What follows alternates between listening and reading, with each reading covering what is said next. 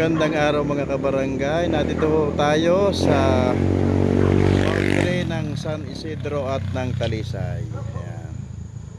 Dito ay ilalagay ang ating submersible at tangke ng tubig. Balo ay dito sa tabi ng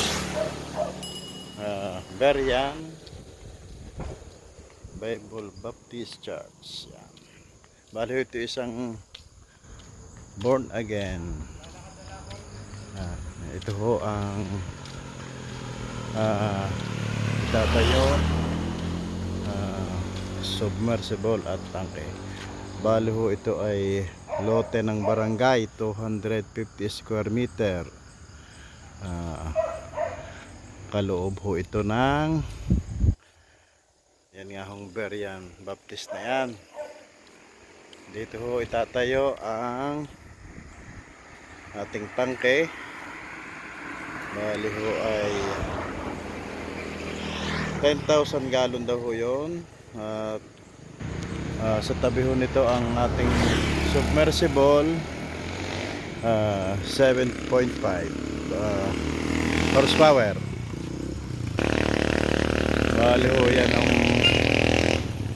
nakatayo na yung apat na paa. Ayan, kulang pala ang ho yan. Yan ho ang tangke. Tapos ho, ito nga ho pala ay solar, submersible at saka tangke ay solar ho magpapatakbo. Ito ho ay nagkakahalaga ng 20 milyon. Yun ho ang trabahador. Yun ang barracks. Yan ho ang barracks ng mga kontraktor. At ito ho ang pangalan ng kontraktor. Yan, gawa na to, Construction Corporation. Hindi pa gawa ay gawa na ang kontrata. Yan. Pero yun ho, ikaw, ang pangalan lamang. Yan, ito ay sana ho ay malaki ang tulong nito sa ating patubig, dahil nga ho ito ay malaking karagdagan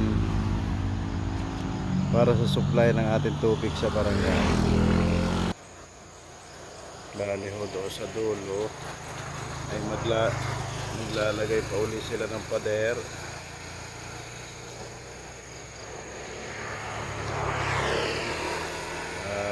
Yan sa bandang iyan ilalagay yung solar panel.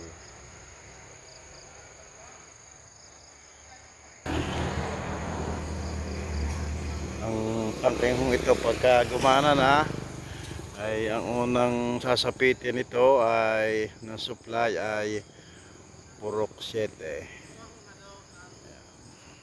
Kaya ho, malaking tulong na nabawasan para sa supply naman ng tangke sa ngayon. Kaya ho, sana ay maging maganda ang takbo ng supply ng tubig na ito. At yan ho ang isang napakalaking problema lagi ng barangay Talisay, ang kakulangan sa tubig. Kaya salamat sa ating senador, Congressman Ralph G. Recto, dito sa pondong ipinagkaloob nila dito sa ating barangay. Balo ito ay 20 million para sa ating tangke at submersible.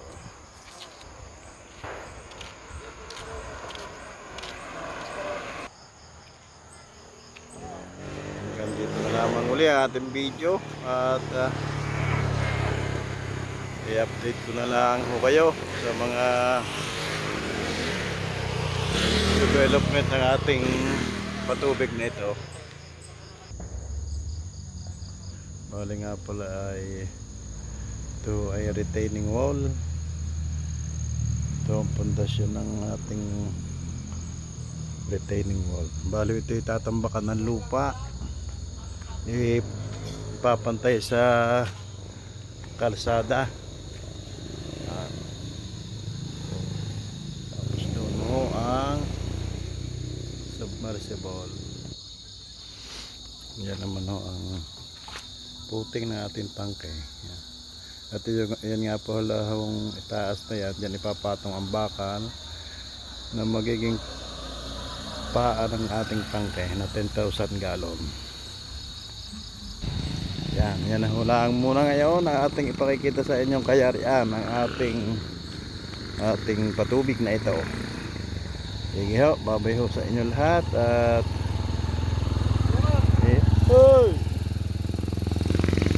ingat kayo lagi.